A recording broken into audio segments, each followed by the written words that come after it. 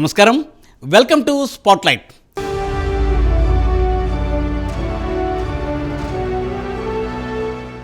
అమిత్ షాతో నారా లోకేష్ సంచలన భేటీతో ఆంధ్రాలో రాజకీయం రసవతరంగా మారింది. పెద్దమ్మ పురంధరేశ్వరితో కలిసి మంతనాలు జరపడంతో చంద్రబాబు బయటకు వచ్చే మార్గం ఉందా? టీడీపీ గోడును బీజేపీ పెద్దలు ఆలకిస్తారా, లేదంటే జగన్ సర్కారుకు మద్దతుగా నిలుస్తారా? పవన్ కళ్యాణ్ రంగంలోకి దిగితే ఎలా ఉంటుంది?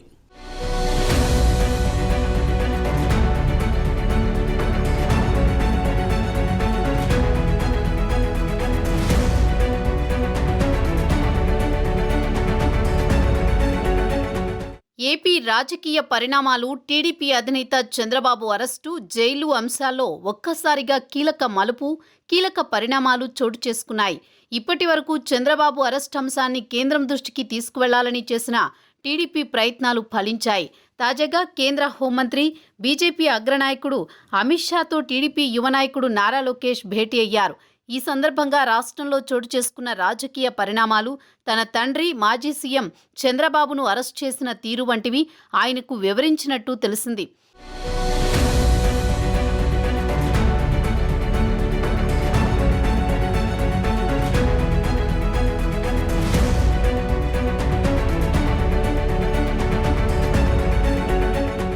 స్కిల్ స్కామ్ కేసులో చంద్రబాబు అరెస్టు నేపథ్యంలో లోకేష్ యువగలం పాదయాత్రను కూడా నిలిపివేసి రాజమండ్రి సెంట్రల్ జైల్లో ఉన్న తండ్రిని కలుసుకున్నారు.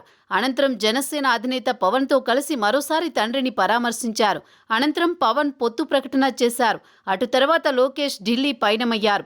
దాదాపు 3 వారాలకు పైగా అక్కడే గడిపారు. అరెస్టు భయంతోనే ఆయన ఢిల్లీ వెళ్లిపోయారని ప్రత్యర్థులు ఆరోపిస్తుండగా లోకేష్ మాత్రం అన్ని కేసుల విచారణకు హాజరవుతూ వచ్చారు.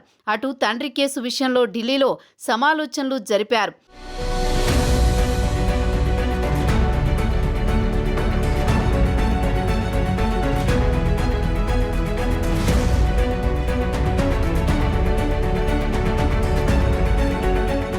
చంద్రబాబు స్కిల్ స్కామ్ కేసులో ఆది నుంచి క్వాష్ పిటిషన్ వైపే లోకేష్ మొగ్గు చూపారు.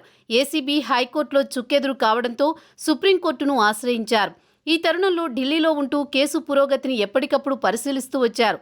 సుమారు 16 మంది సీనియర్ లాయర్లతో సమన్వయం చేసుకుంటూ లోకేష్ ముందుకు సాగారు. వారి సలహా సూచనలతో కేసులో పట్టు బిగించేందుకు ప్రయత్నిస్తూ వచ్చారు. అదే సమయంలో తనపై నమోదైన కేసుల విచారణకు హాజరవుతూ వచ్చారు.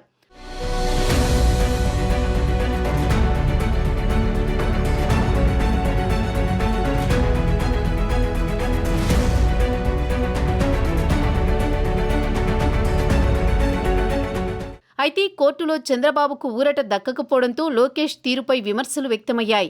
ఇన్ని రోజులు కేంద్ర పెద్దలను సైతం కలుసుకోకపోవడంతో రకరకాల ఊహాగానాలు వెల్లువెత్తాయి. అదే సమయంలో చంద్రబాబు అరెస్టులో కేంద్రం పెద్దల పాత్ర ఉందని అర్థం వచ్చేలా జగన్ మాట్లాడారు. టీడీపీ శ్రేణులు సైతం అదే అనుమానం వ్యక్తం చేస్తూ వచ్చారు. ఈ తరుణంలో లోకేష్ కేంద్ర మంత్రి అమిత్ షాను కలుసుకోవడం విశేషం. తన పెద్దమ్మ, బీజేపీ ఏపీ అధ్యక్షురాలు పురంధేశ్వరి, తెలంగాణ అధ్యక్షుడు కిషన్ రెడ్డి ద్వారా అమిత్ షాను కలుసుకున్నారు. తన తండ్రి అరెస్టు, తనపై కేసులు, చివరికి కుటుంబ సభ్యులపై సైతం అనుచిత వ్యాఖ్యలు తదితర విషయాలను అమిత్ షా దృష్టికి తీసుకువెళ్లగలిగారు.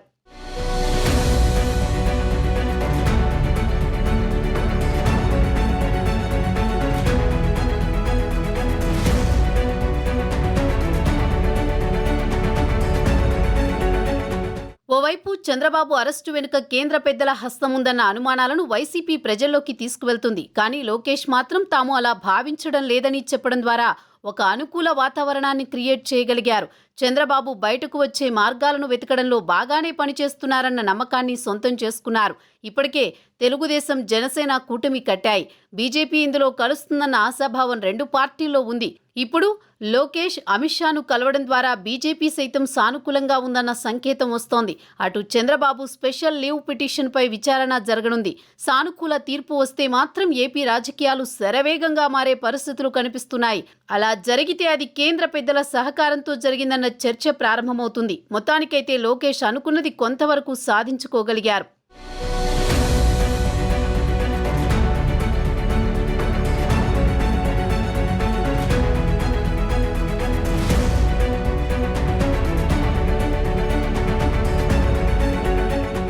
బాబు అరెస్టు తర్వాత ఇటీవలే జగన్ కూడా హస్తినకు వెళ్లి బీజేపీ పెద్దలను కలిసి వచ్చారు.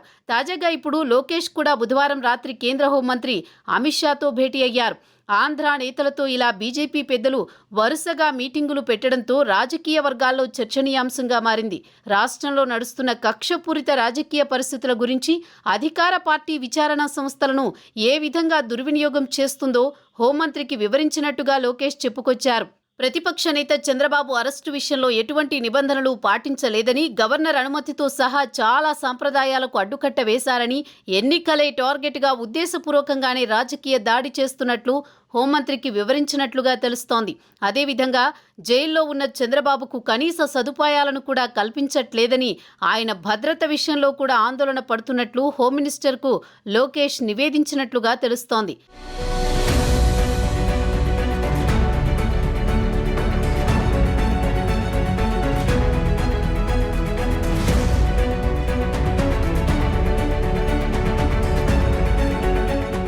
ఈ సందర్భంగా అమిత్ షా మాట్లాడుతూ, చంద్రబాబుపై ఇప్పటి వరకు ఎన్ని కేసులు పెట్టారు, నీపై ఎన్ని కేసులు పెట్టారు అని లోకేష్ని అడిగి తెలుసుకున్నారు. కక్ష సాధింపుతో జగన్ ప్రభుత్వం పెట్టిన కేసులు ట్రయల్ కోర్టు, హైకోర్టు, సుప్రీంకోర్టు పరిధిలో వివిధ కేసులకు సంబంధించి జరుగుతున్న విచారణ గురించి అమిత్ షాకి లోకేష్ వివరించారు. 73 ఏళ్ల వయసులో ఉన్న వ్యక్తిని కేసుల పేరుతో ఇబ్బంది పెట్టడం మంచిది కాదని అమిత్ షా అభిప్రాయపడినట్టు టీడీపీ వర్గాలు తెలిపాయి. రాష్ట్రంలో జరుగుతున్న అన్ని పరిణామాలను గమనిస్తున్నానని అమిత్ షా లోకేష్తో చెప్పినట్టు సమాచారం. అయితే నారా లోకేష్కు తక్షణం ఎలాంటి హామీ ఇచ్చారనేది మాత్రం తెలియాల్సి ఉంది.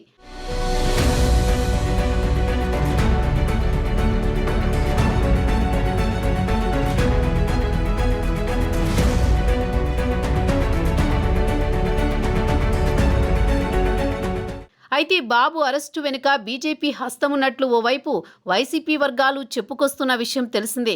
మరి ఇలాంటి సందర్భంలో భేటీ అనంతరం పురంధేశ్వరి ట్వీట్ చేస్తూ, రాష్ట్రంలో ఉన్న భయానక పరిస్థితులను లోకేష్ హోంమంత్రి అమిత్ షాకు వివరించారని, చంద్రబాబు అరెస్టు వెనుక బీజేపీ ఉందని విమర్శిస్తున్న వారు ఇప్పుడు సమాధానం చెప్పాలని, ఆంధ్రప్రదేశ్ వ్యవహారాలతో పూర్తి స్థాయిలో అమిత్ షా వివరాలు కనుక్కున్నారని, ఆయన తొందరలోనే ఈ విషయంపై స్పందిస్తారని కూడా ఆమె చెప్పుకొచ్చారు. దీంతో ఇక బాబు అరెస్టు వెనుక బీజేపీ హస్తం లేదన్నట్టు కూడా వాదన వినిపిస్తోంది.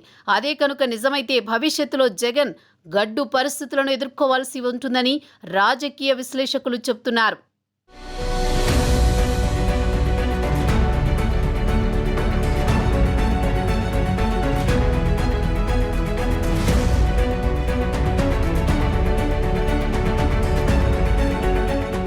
అయితే ఆంధ్రప్రదేశ్ బీజేపీలో 3-4 గ్రూపులున్నాయి. ఏపీ బీజేపీలో ఆ గ్రూపుల డామినేషనే ఎక్కువ. అసలు సిసలు బీజేపీ నేతల కంటే ఒకటేమో వైసీపీ అనుకూల గ్రూపు, ఇంకోటి టీడీపీ అనుకూల గ్రూపు, మరొకటేమో జనసేన అనుకూల గ్రూపు. ఏపీలో బీజేపీకి ఉన్న ఓటు బ్యాంకు శాతం 1 నుంచి 2 లోపు మాత్రమే. ఇది బహిరంగ రహస్యం. కేంద్రంలో బీజేపీ అధికారంలో ఉన్నా ఆంధ్రప్రదేశ్లో రాష్ట్రంలో కనీసం తన ఉనికిని చాటుకోలేకపోతోందంటే ఇది స్వయంకృతాపరాధమే. తిరుపతి లోక్సభ ఉప ఎన్నిక సందర్భంగా మిత్రపక్షం జనసేన పార్టీ నుంచి పూర్తి మద్దతు లభించినా బీజేపీ తనదైన ప్రత్యేకతను చాటుకోలేకపోయిందంటే కారణం బీజేపీలోని మిగతా 2 గ్రూపుల కోట్లాట వల్లనే. మరీ ముఖ్యంగా బీజేపీలో వైసీపీ అనుకూల గ్రూపు రాష్ట్రంలో బీజేపీని దెబ్బతీస్తోందన్న వాదన సర్వత్రా వినిపిస్తోంది.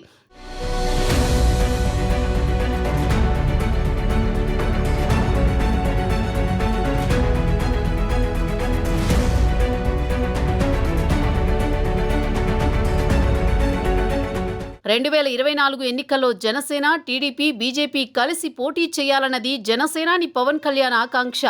వైసీపీని ఎదుర్కోవడానికి ఇదో చక్కటి మార్గమని జనసేనాని పదే పదే చెబుతున్నారు. కానీ బీజేపీ ఈ విషయమై ఎటూ తేల్చుకోలేకపోతోంది.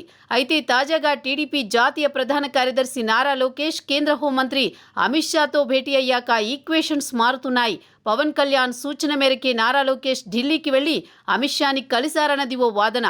కాదు ఏపీ బీజేపీ అధ్యక్షురాలు పురంధేశ్వరి చొరవతోనే ఈ భేటీ జరిగిందన్నది ఇంకో వాదన. ఎవరి వాదనలు ఎలా ఉన్నా జనసేన, టీడీపీ, బీజేపీ ఈ 3 కలవడానికి ఈ భేటీ దోహదపడొచ్చు. ఏపీలో బీజేపీ తన ఉనికిని చాటుకోవాలంటే ఈ కూటమి తప్ప ఇంకో మార్గం లేదని కమలం పెద్దలు కూడా రియలైజ్ అయ్యే ఛాన్స్ ఉన్నట్లు పరిశీలకులు విశ్లేషిస్తున్నారు.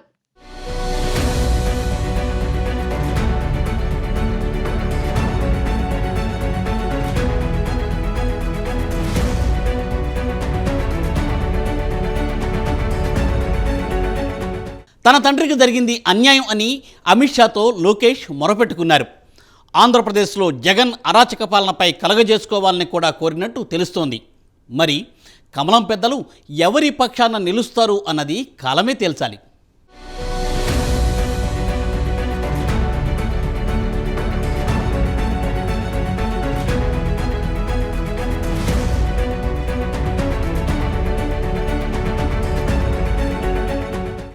స్పాట్లైట్లో స్మాల్ బ్రేక్.